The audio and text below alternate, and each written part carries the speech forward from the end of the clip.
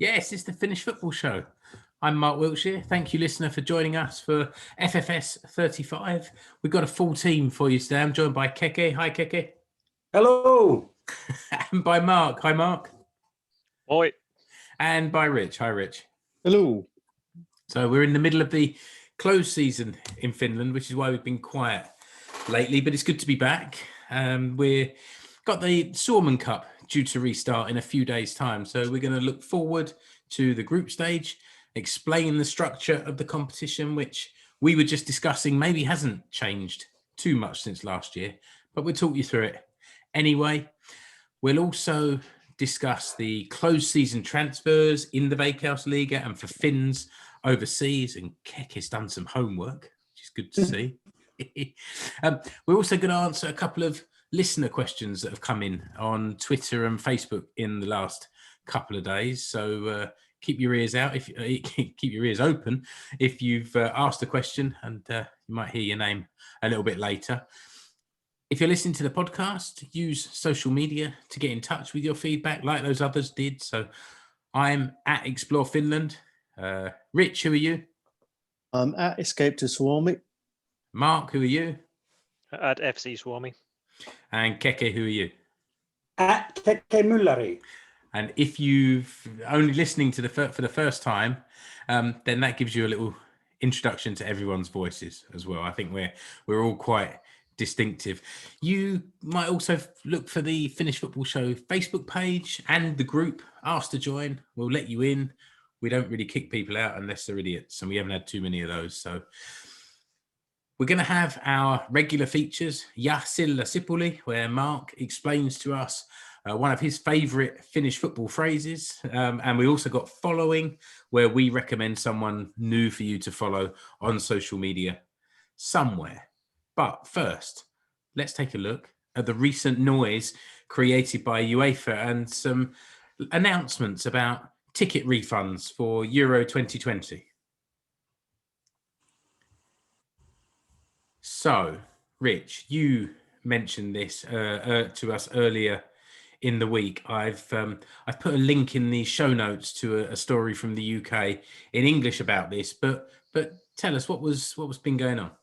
Well, essentially, UEFA have contacted everyone who's bought a ticket for the upcoming Euro 2020, and it's still being called Euro 2020.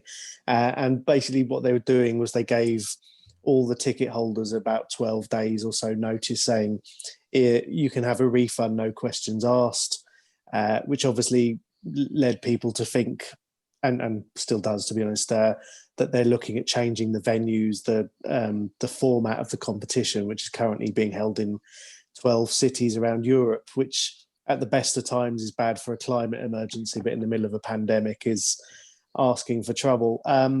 The ticket deadline passed, yesterday as we were recording at least, and UEFA kind of clarified, saying, well, you can still have a refund later if we move the game 50 kilometres away from where it's supposed to be.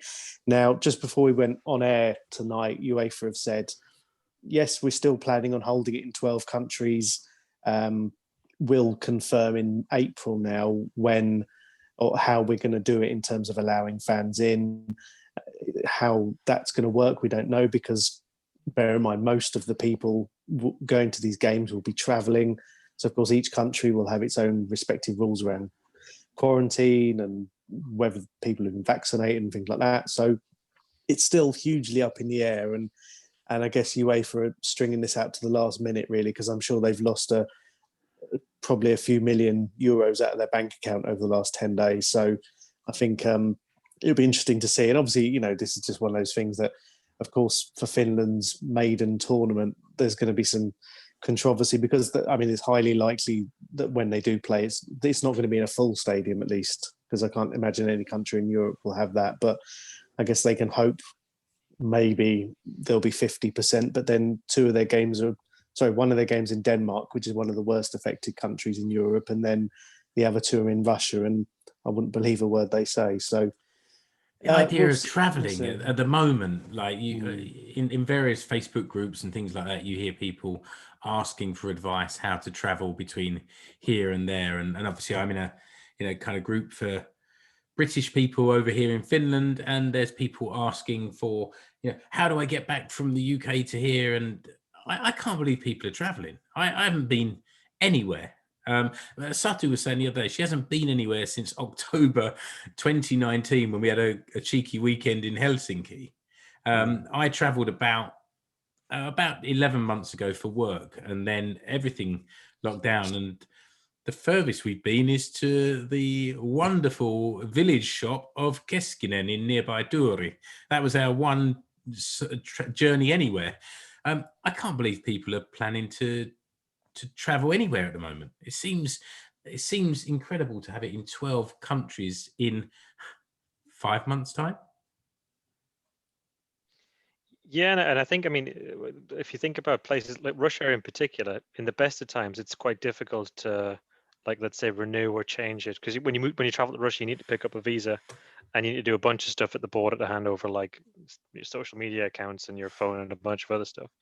That's already like difficult to do in the best of times. So I don't know where they're going to be in terms of, like, if UEFA confirm the 12 and Russia's still a part of it, there's going to be then thousands and thousands of fans that all of a sudden have to get processed in about 2 months to renew the visas and the applications, and got no idea how any of that stuff's going to work. So it's going to be quite risky. And I mean, I'm sure most of the group games were sold out almost on the first, because we went through 3 or 4 rounds of tickets, right? So if they do a limited capacity stadium, then there's going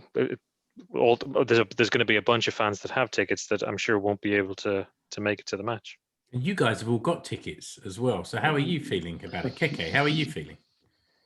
Well, just on the point of the of travel to Russia and the visa, the fan ID that doubles as a visa to enter the country, those guys have actually been in touch with people who have those, and you've had to sort of renew that as well.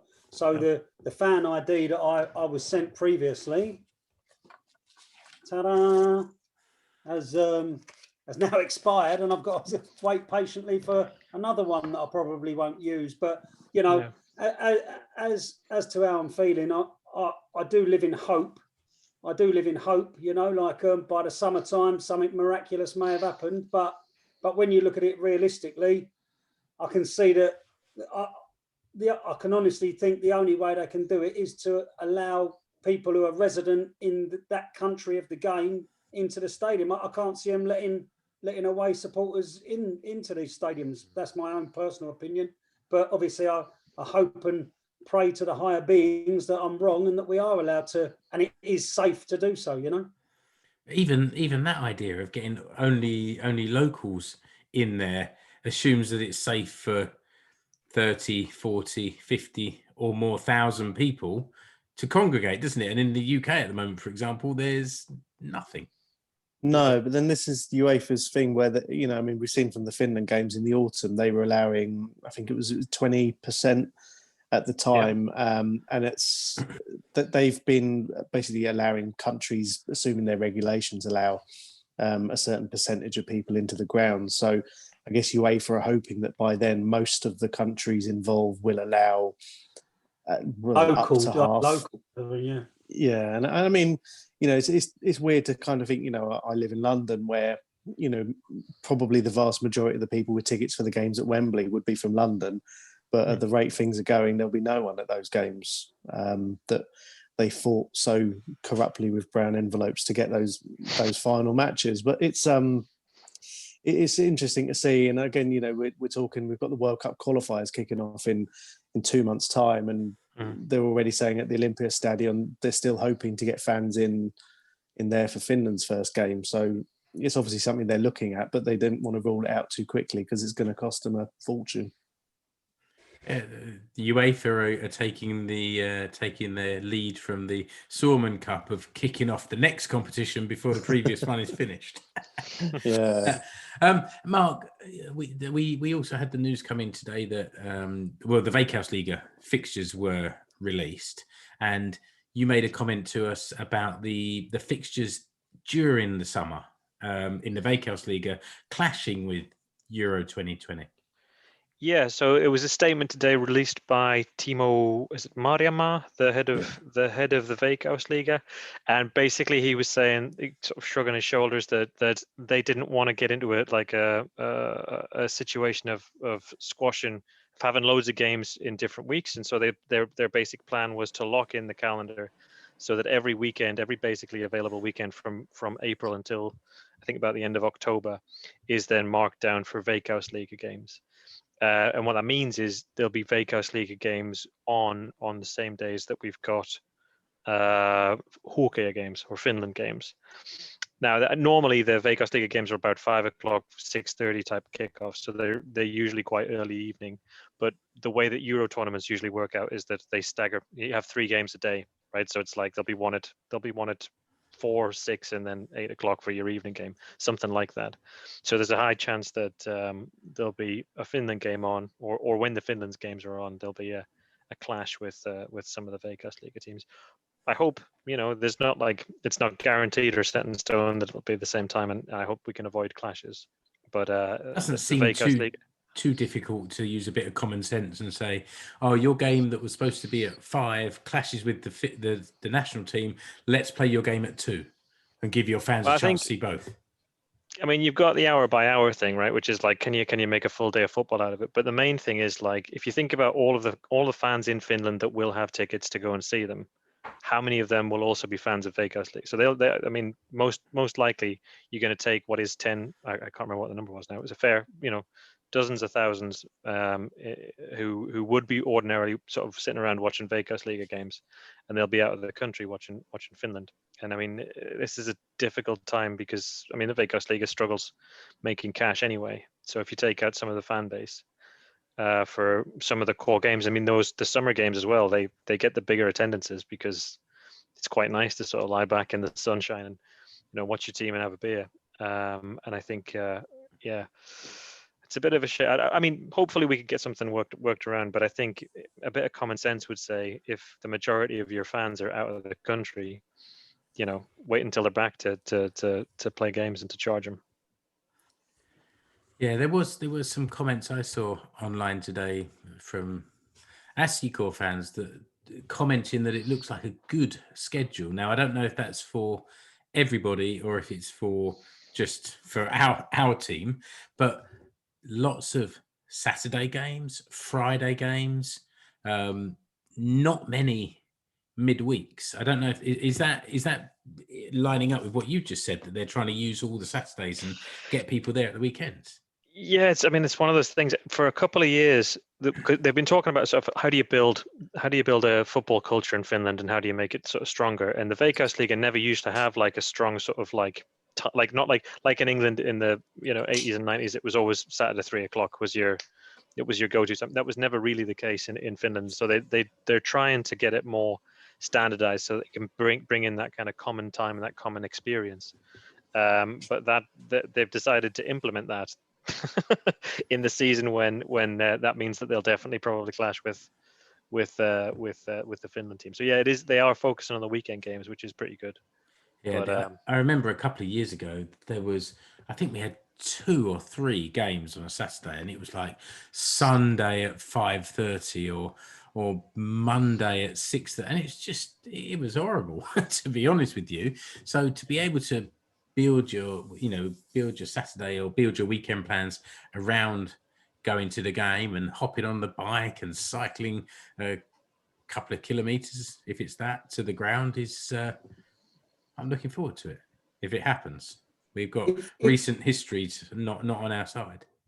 It feels like someone's finally the penny's dropped with someone, and they've realised that they can build this football culture, this supporter culture, and by standardising that, the kickoff times and the kickoff days will only assist to build that culture. Do you know what I mean? It's I think it's exactly that. Obviously us being used to our Saturday 3 o'clock, well, back in the day anyway, our English kickoff times, your whole day revolved around that, didn't it? So I think, if they can achieve something like that in Finland, it'd be great.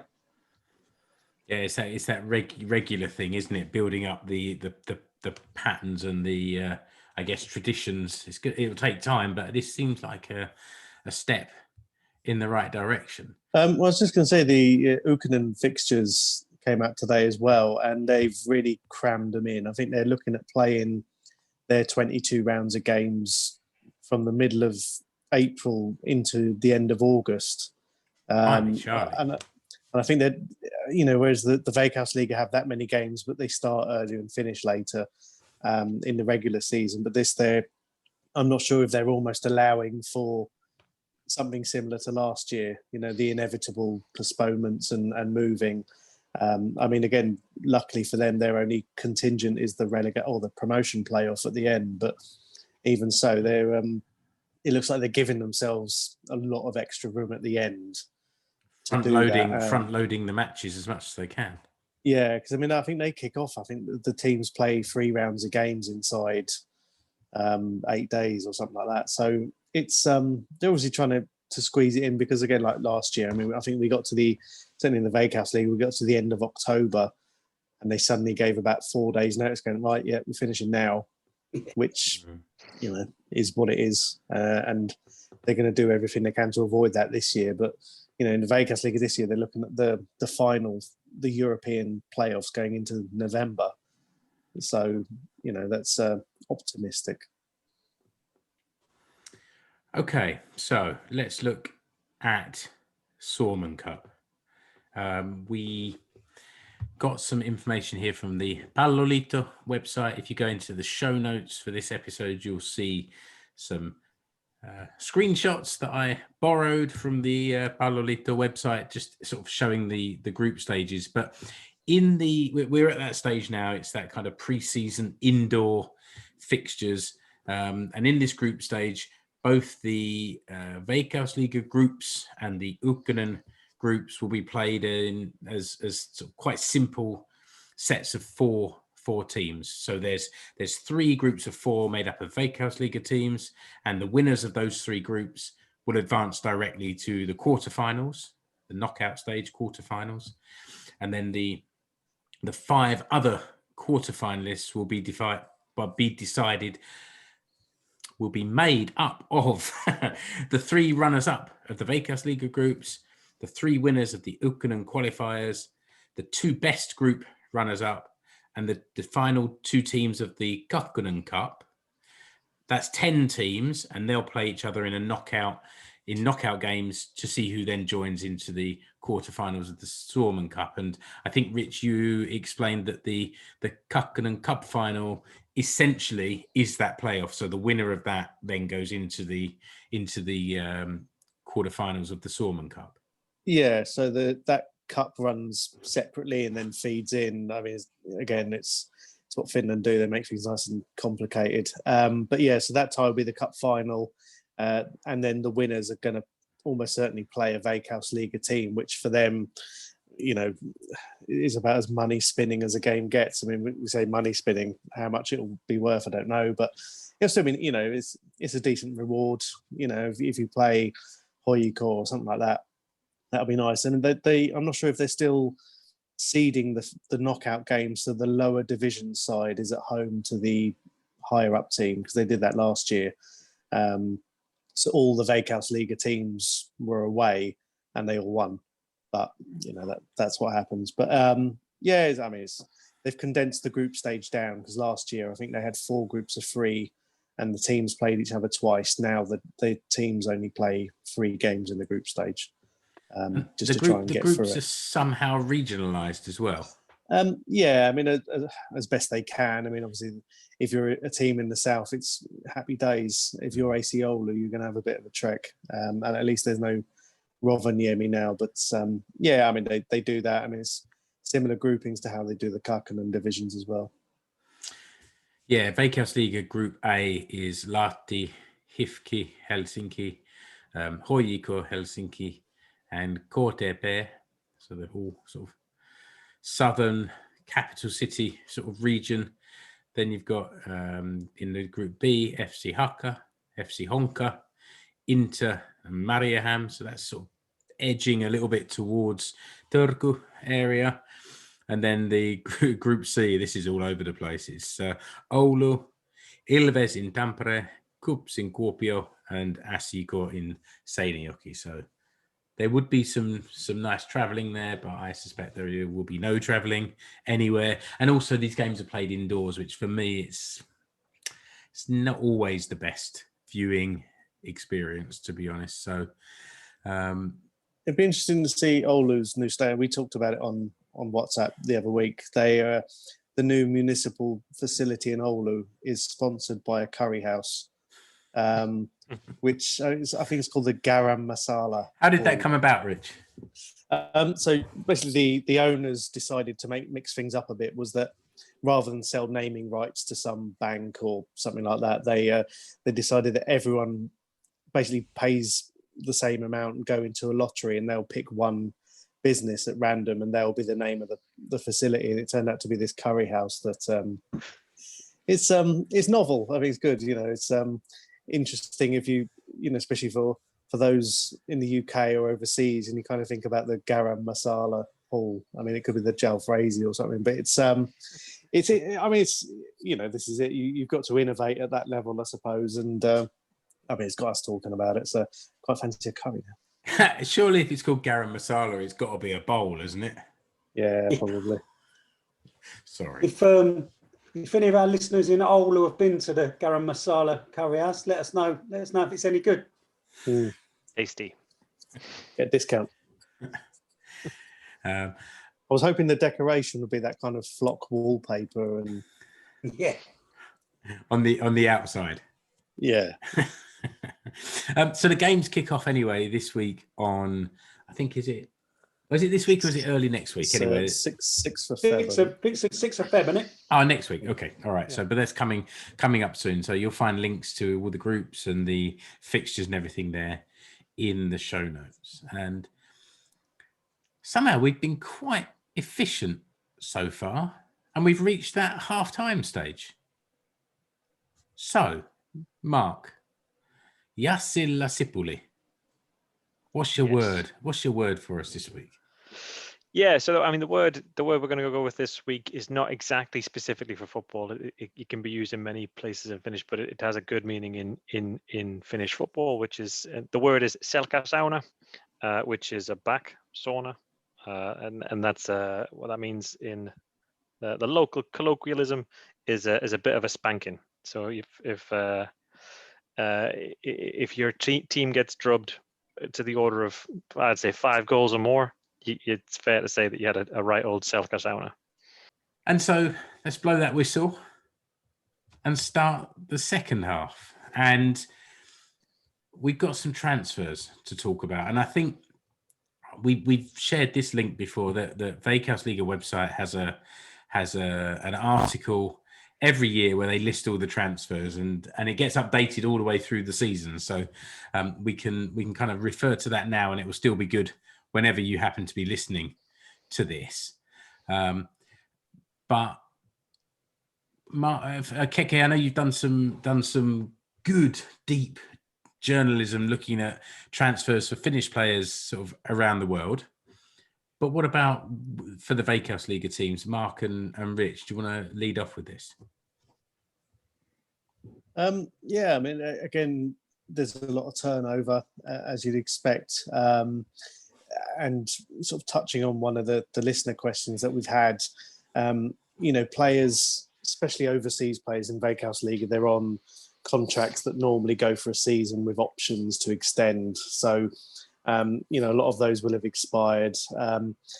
In terms of real turnover, I mean, Hoiko are always busy in the transfer market. And I guess this year, having won the double, they've made quite a few changes. They've lost players on the actual first team players or those on the fringes.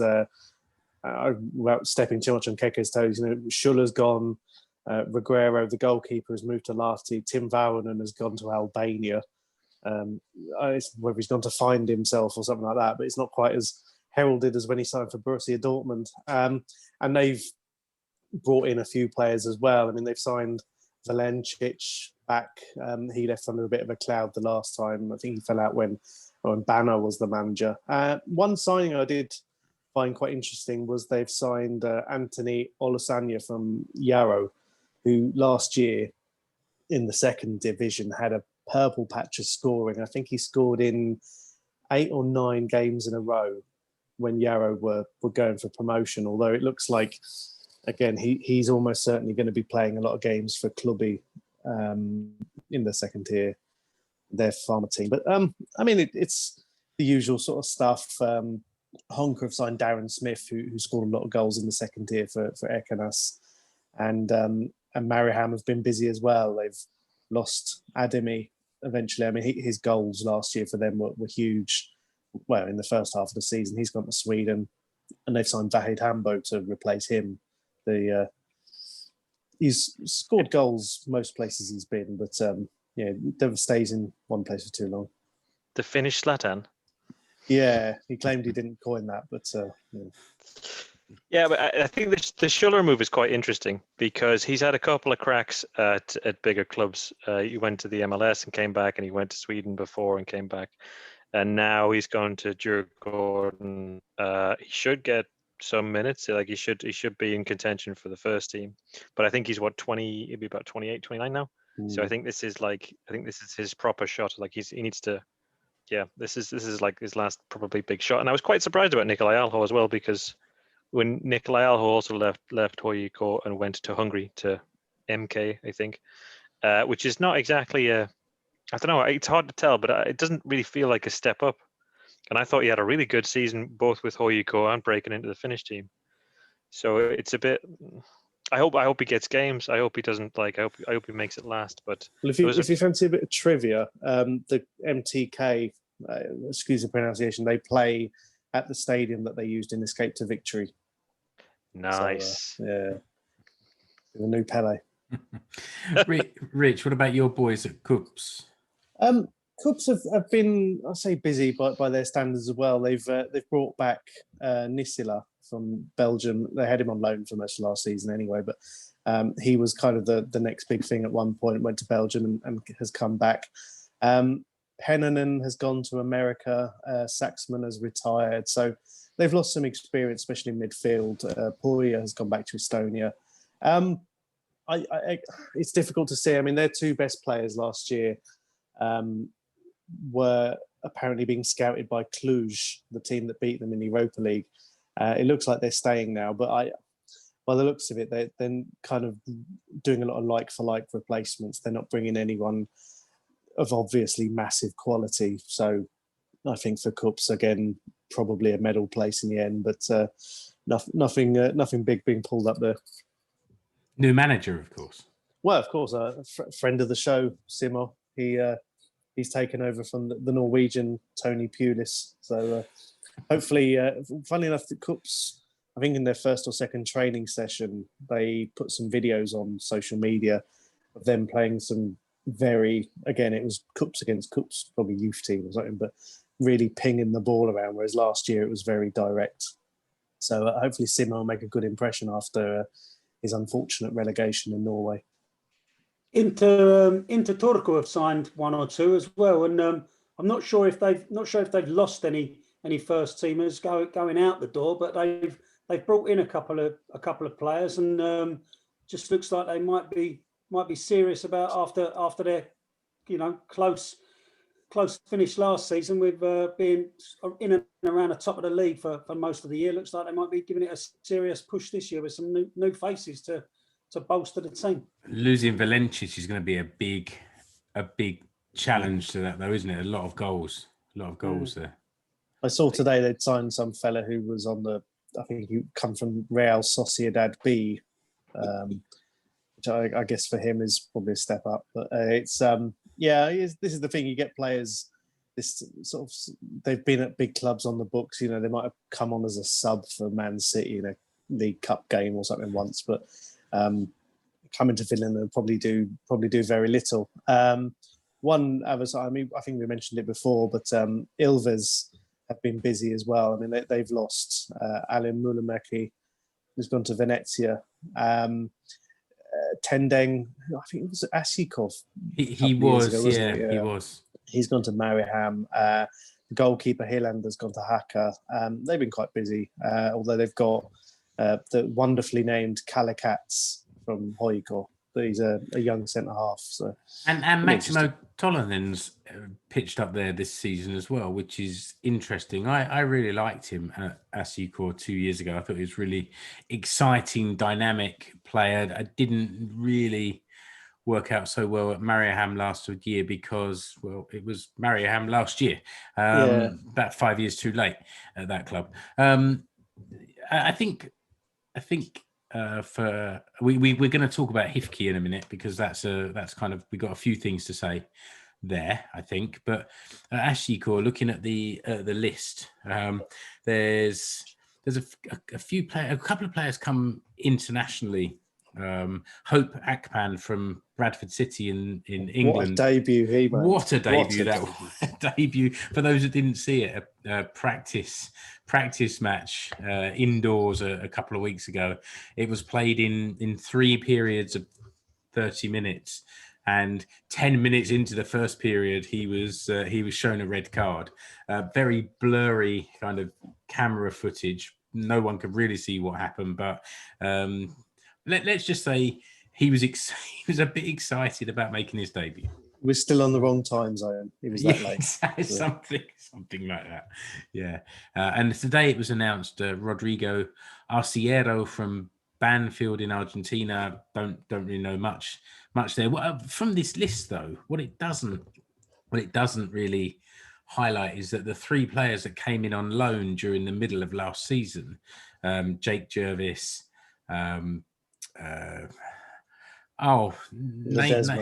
Ledesma and the left back, Murillo. Sorry, guys. The victim of Matila. Yeah, exactly. Yeah, the terrible challenge he received there. They all re-signed and all came back in this year. So in a way, that I think they count as signings as well this year, and they're all here on a year contract rather than a sort of half-year loan or whatever it was last year. So that's quite exciting, I think. One thing I kind of touched on from the previous episode, Amanda Rantanen, the goal scorer for Helmerit, with her face, her brother has left AC Oulu, Daniel, and has gone to PK35. Their dad, Rami, used to play for Finland back in the late 80s, I think it was. A bit of a family tradition going on there. Yeah, it certainly is. What about then Hifki? What's going on at Hifki? First of all, we've got the club is now being managed by people, exclusively it seems, by people who've been interviewed by Finnish football shows. So, shout out there to Joaquin Gomez, who's taken over as head coach, his first head coach role, having been first team coach at Asikor last year. And then the news was announced the other day that Antti Niemi is going to join him. Is that as first team coach or a goalkeeper coach? I wasn't quite sure. It's working with the outfield players as well. It's so it's first coach. Yeah, Antti will obviously pass on his considerable knowledge and expertise to the goalies there, and but he's also working with the outfield players. So exciting times. We obviously wish those 2 guys all the best at Hifki. And let's have a look back through who we interviewed last year and see who else might pitch up there in another. Tim Sparv, here we go. There we go. Let's see. You heard it here first. But we also had a couple of questions. One of those questions I've lost. There was one regarding the Hifki goalie Arnold Origi, who's left Hifki now. He had a bit of the biggest news that sort of surrounded him last season was it? I can't remember who it was. Was it a referee or someone or an opposition coach accused him of throwing the game? It was a journalist who had won the previous year's Journalist of the Year award, or certainly a high profile one anyway. Basically, I think he had a bit of a mare against Inter in a game, and he's basically accused him of throwing the ball in his own net and getting himself sent off for the bookies. I mean, it was a hilarious sending off because it was an overreaction to a badly awarded penalty. But that came out and he got himself in. And again, there was a whole apology and the very forced kind of "we've spoken," blah blah blah. But I mean, he's been playing in Northern Europe anyway for the best part of 14, 15 years. And I mean, he'd been around Denmark for a long time, which is probably the link to Hifke. But I guess he was in his mid-30s and he's now getting call-ups to the Kenyan national team. So I wonder if he's gone somewhere a little bit higher profile or that would keep him in the eyes of the Kenyan selection committee or however that works. Yeah, this was the question from Farid, wasn't it? He said, would you happen to know why Arnold Origi and also Mac Kanji left their clubs in Finland, and any idea where their next destinations are? Yeah, I don't know where Origi's gone. I mean, Kanji's very much a nomad. He's been all over the shop. He'd been in, I think it was Honka was his maybe third or fourth club in Finland. Yeah. And he'd been in America before that. I think he'd been at the New York Red Bulls. But as Mark said, the players are on contracts that, to be honest, they're likely to move. And the thing with Kanji is he'll probably rock up at Lahti or something like that. Yeah, there's still time. I mean, the thing about Kanji as well is that he's also 35. Like he's knocking on a bit, and he didn't exactly set the world on fire in Honka. He had a couple of games where he looked like pretty tough, but he's 35. He moves like a 35-year-old. So the answer there, Farid, sorry, is that we don't know, but they're both heading towards veterans football age, so that may be the direction they're heading in. Still younger than us. It seems to me every year there are more and more people younger than me. Is that how it works? I think it might be. Rich, you had another question, did you, from someone on Twitter? So James Wilson, he asked about what was happening with Hifke. We touched on it in the last episode or the one before around, I mean, there were talks they might be going out of business, or the owner or the majority shareholder had basically pulled up trees and caused all sorts of chaos. But after some strange manoeuvring, which again, maybe it's how Finnish company law works is slightly different, but essentially they've come to an agreement so that the majority shareholder is no longer involved in the club after he essentially said, we're going to turn Hifke into a feeder club for his Danish side. And all of a sudden Hifke have lost all their Danish loan players. But it's kind of come to a resolution. I'm sure he's been paid off and they've been awarded a license. But I mean, there was talk they might end up playing in the third division or, if at all. But they've essentially moved the playing side of the club from one company to another. It's almost like a phoenix kind of thing. It's like moving it from Wimbledon to AFC Wimbledon, is that kind of thing.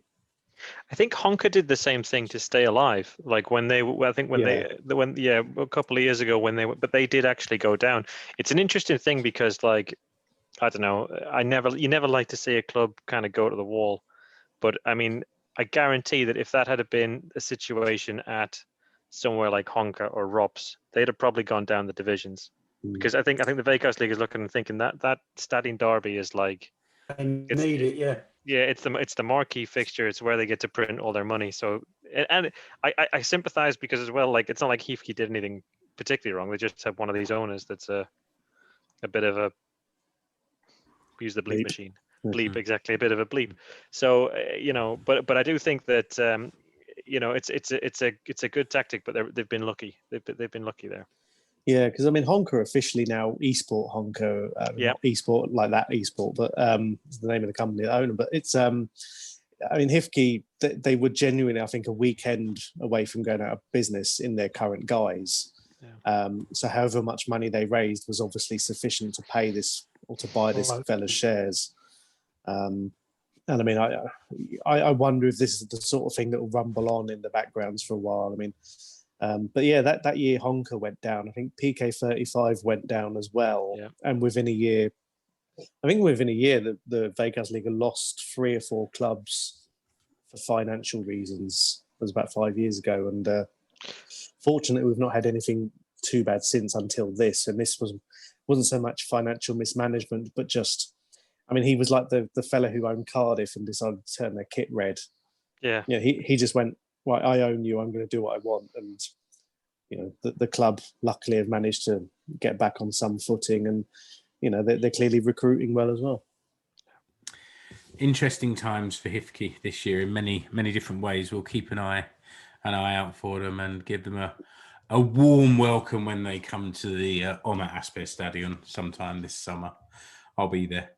Keke, come on. You got your great big scroll with all your notes on it. So what have you been finding about Finnish players transferring overseas? Well, yeah, we've had a few movers and shakers, some of which we've touched on there already because they've made their way out of the Veikkausliiga and gone overseas. So we've touched on both Rasmus Schulla and Albion Ademi. They've both joined Djurgården in Allsvenskan in Sweden. Djurgården finished 4th last season, so I think that's just outside the European places for Allsvenskan. So that's a decent move for both of those guys. It's a step up in quality, so they'll be able to test themselves over there in Sweden. Further afield, we've got Jukka Raitala, who has joined up with Robin Lod at Minnesota United. Minnesota is Jukka's 3rd MLS club now. I think he's had successful spells at Columbus Crew and most recently Montreal Impact. Minnesota are a decent side. We've been watching Robin Lod with his goals and assists over there, and they finished the regular season 4th in the MLS Western Conference and also made it to the Western Conference playoff final. So not a bad side. Hopefully Jukka Raitala gets some minutes over there. Staying in America, my best mate Eero Markkanen has joined Orange County FC in California. So followed his brother to the States eventually. So Orange County playing the 2nd tier in America, the USL Championship, and they've been doing quite a bit of shopping in Finland because they've also added former FC Lahti players Mikko Kuningas and Patrick Rakowski to their roster. So interesting things happening over there. They've got a bit of a twin thing going on with Rangers in Scotland as well, Orange County Football Club. Yeah. So what's the connection there other than the word orange? Absolutely nothing apart from that. But yeah, they've got a bit of a friendship or a connection. So you never know. We could see some of these players making their way to Scotland.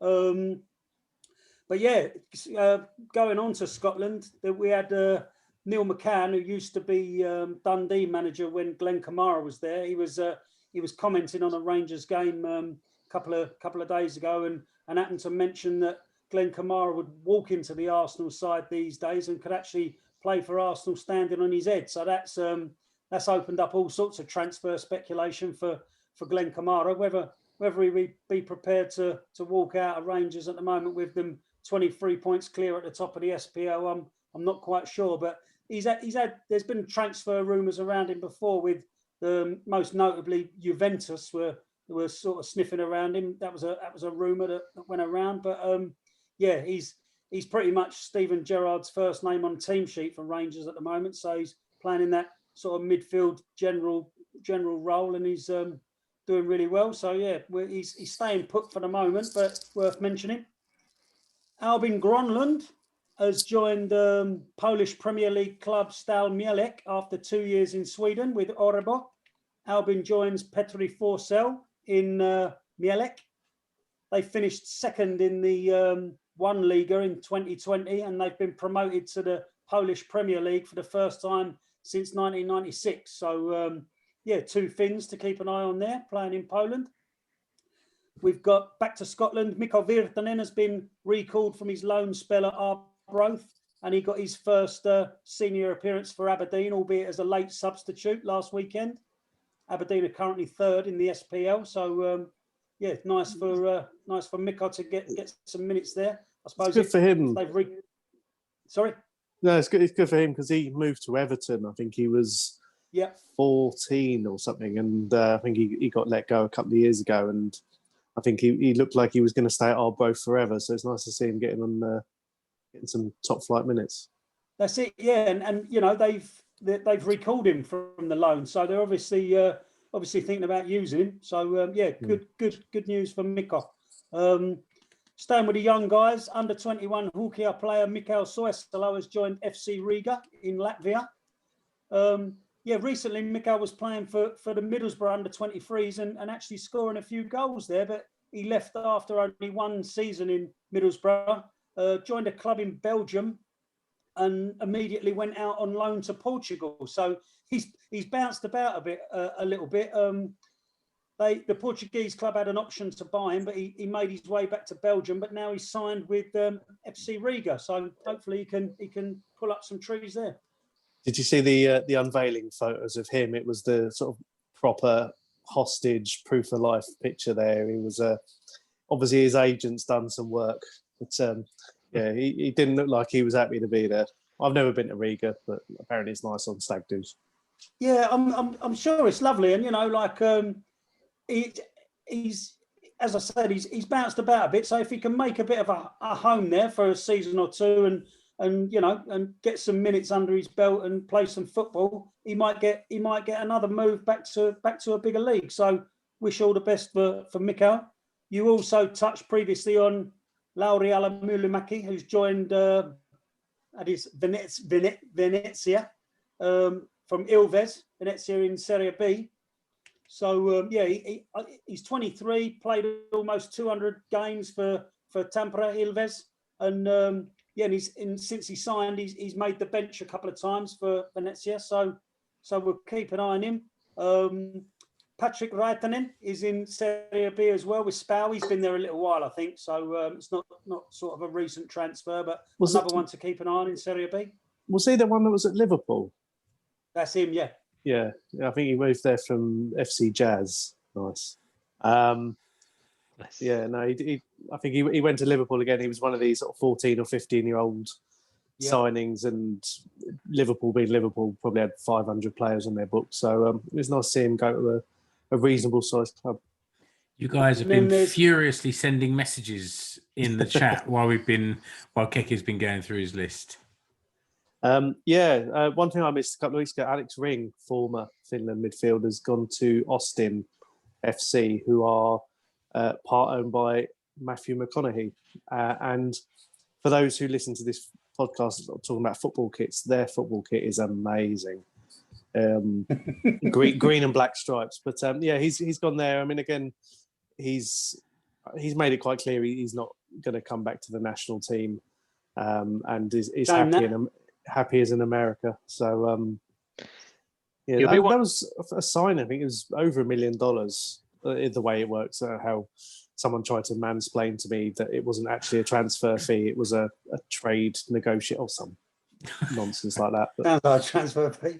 Yeah.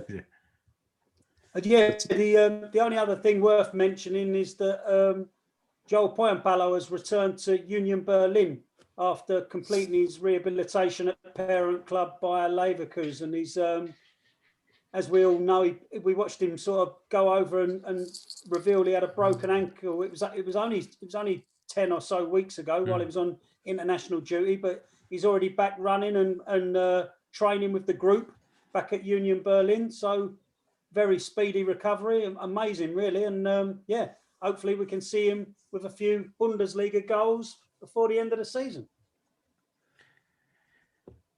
Yeah, and Mark, you mentioned about Jarkko Hurme from formerly of Asicor. He was then moved on to KPV. Yeah, Kokkola. He went to Kokkola. Yeah, and now has moved up to Oulu. He's slowly moving up the western coastline of Finland, it seems. And Keke, I've put your notes in the the image of your screenshot of your notes that you sent around earlier. I've put them in the show notes so everyone can see. And yeah. That's their away kit. The away kit, yeah. The home kit is so the home kit's your traditional black and green traditional black and just black and green stripes, but that the away kit's got that 3 Adidas stripes on the top right shoulder.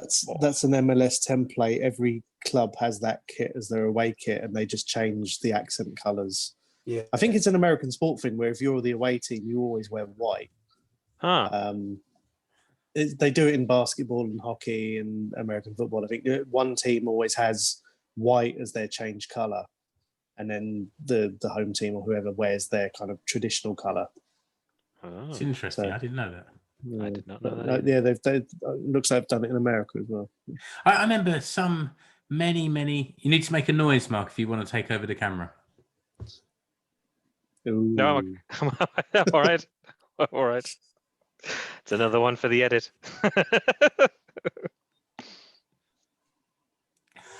Everyone's gone silent just to see who takes over the camera. You're a tool.